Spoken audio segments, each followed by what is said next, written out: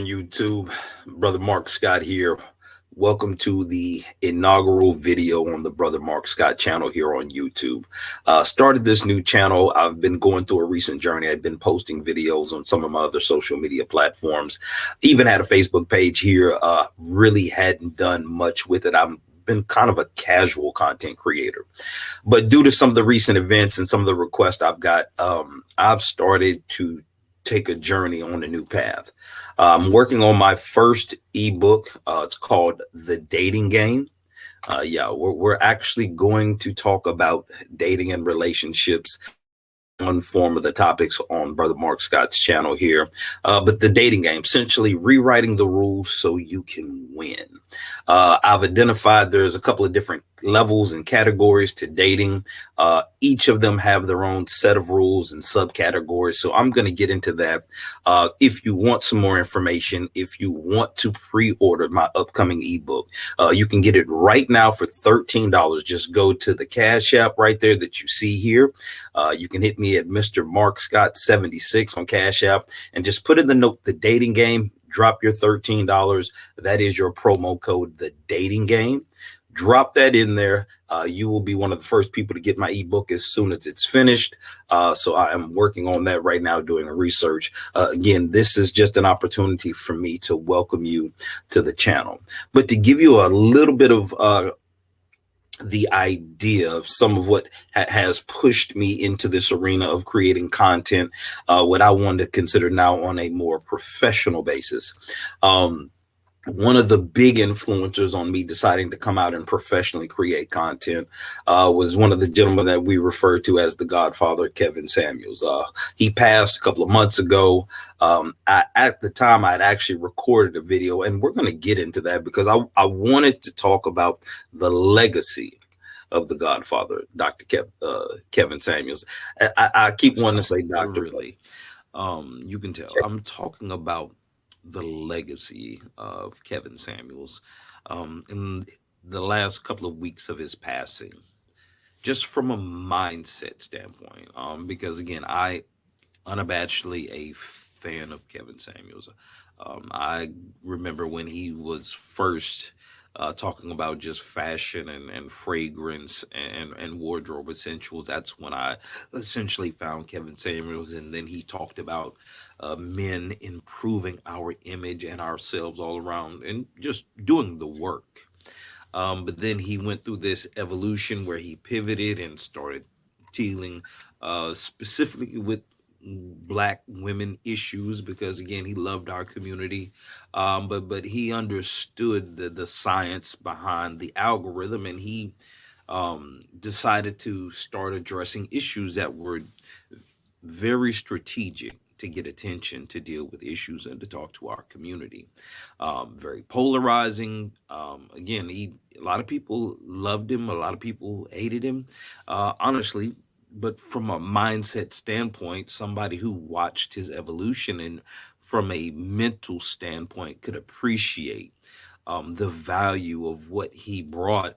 I want to actually take a little bit of time to really kind of dive into the legacy of Kevin Samuels. Where do we go from here? Who kind of becomes the de facto next Kevin Samuels? And quite honestly, I don't think there's anybody that could fill his shoes. His work ethic, his skill set, his history, his background, his work ethic, all of these things combined with his naturally developed charisma made him such a force. And that's why he rose to the kind of prominence he did. But most people honestly don't really know, like, we really don't know who Kevin Samuels truly is because we didn't know him intimately.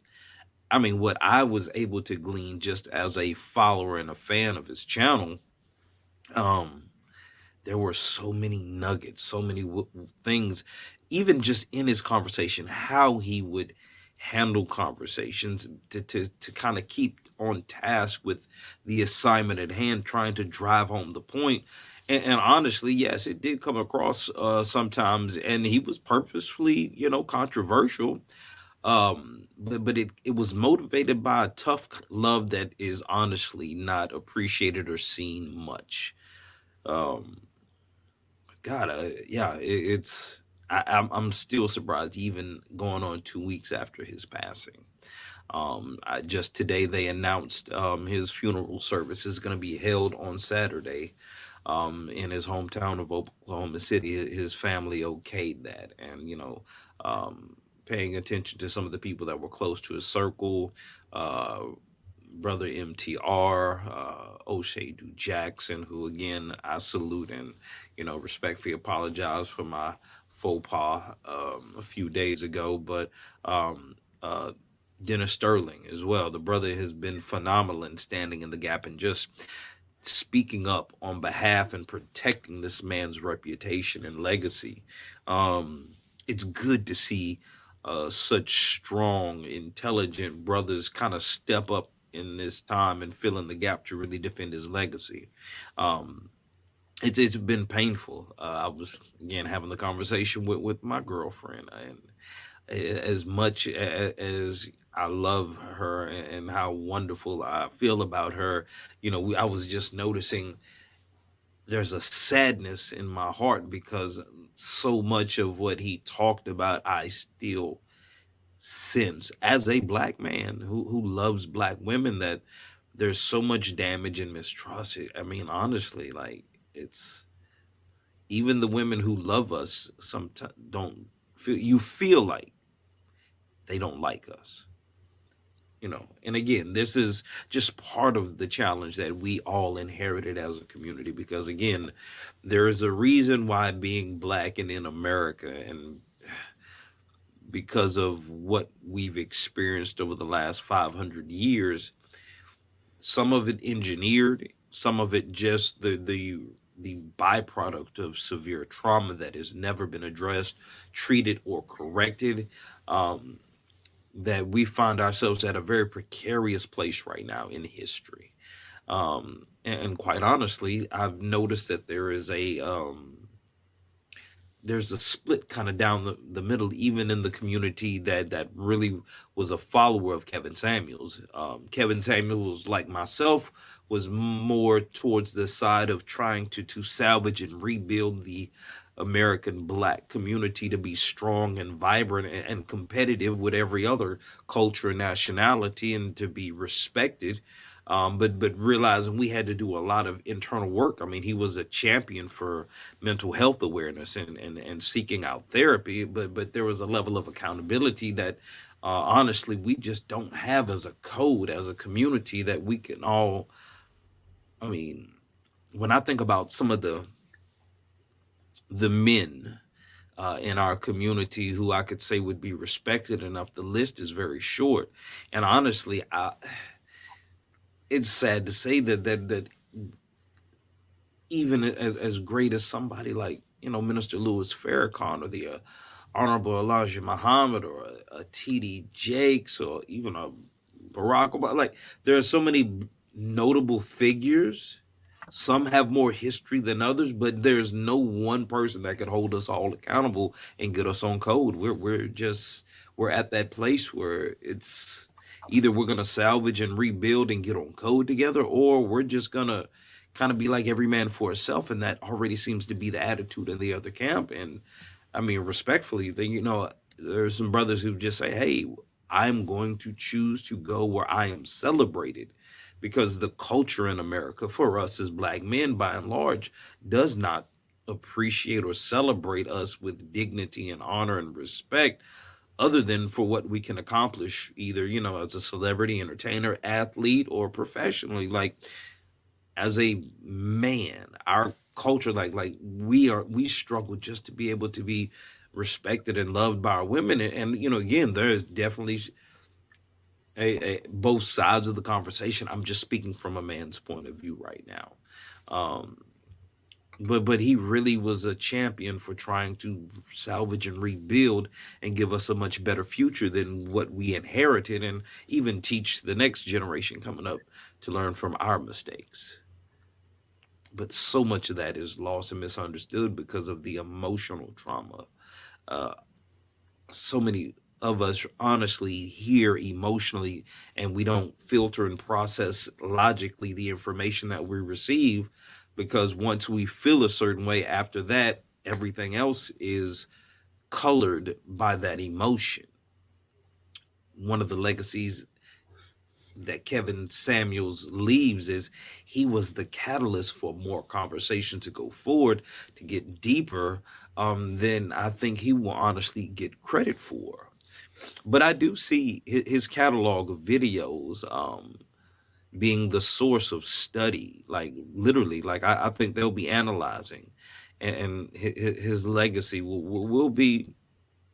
Thankfully, we're at a time where you can put enough content out that you can shape your own narrative. And anybody who has a critical ear will be able to discern your intent, your truth. I mean, again, there's a lot of phonies and jams, but again, they reveal themselves. I can honestly say for the content that Kevin Samuels put out, I think it worth to go back and review and study for the understanding of the psychological dynamics that were taking place. There is a reason why so many of us were either triggered or moved. We were either inspired or a lot of people felt insulted, but the intent was pure. And that's what I think the legacy of Kevin Samuels will be about. So, just Brother Mark Scott, another episode. All right. So, as you can see there, that was a very raw video a few months ago that I made, just something that I posted on my social media. But I want to start this channel off having intelligent conversations about real issues that can continue the legacy of Kevin Samuels in some part, where we move the conversation forward. This is definitely going to be a learning process for myself.